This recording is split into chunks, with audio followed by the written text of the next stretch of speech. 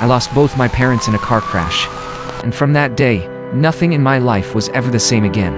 Everything I loved vanished in a single moment. The laughter, the home, the comfort. I had to grow up overnight, fighting for survival while holding my little brother's hand, trying to stay strong when the world turned its back on us.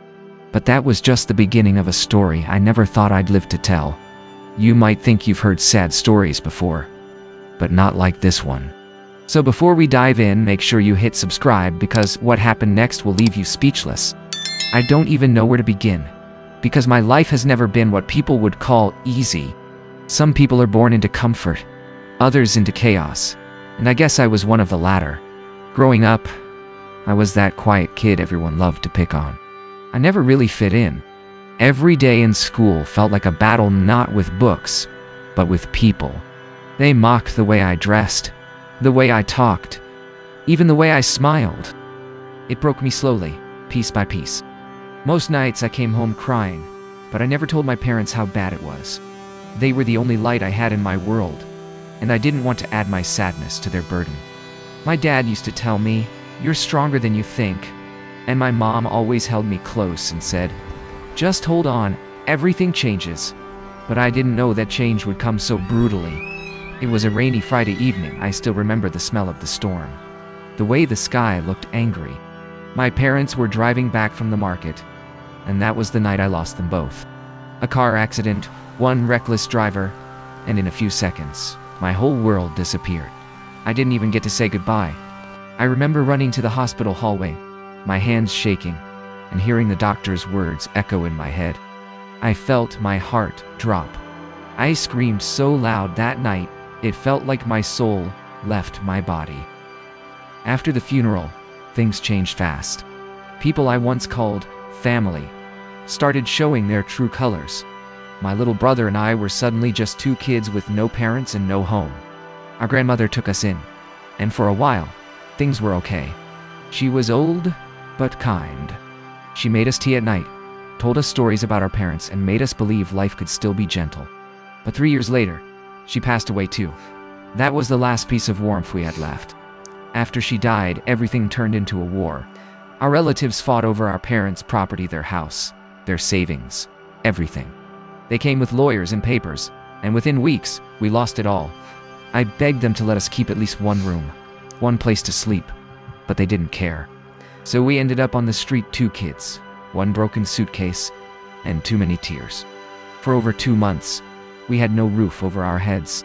We slept behind shops, under bridges, anywhere that felt safe enough to close our eyes. I was only in my early 20s, but I had to become a mother, a father, and a sister all at once. Hunger became a normal feeling. I remember one night my brother was crying because he hadn't eaten all day. I gave him the last biscuit I had, telling him I wasn't hungry, even though my stomach felt like it was on fire. Finding a job was another battle.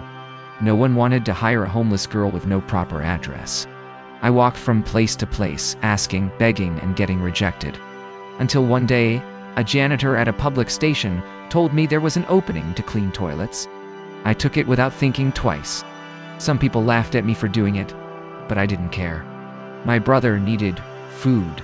Every morning I'd wake up before sunrise, clean bathrooms, sweep streets, then run to the bar nearby to work night shifts as a waitress. I was exhausted, sometimes too tired to even talk.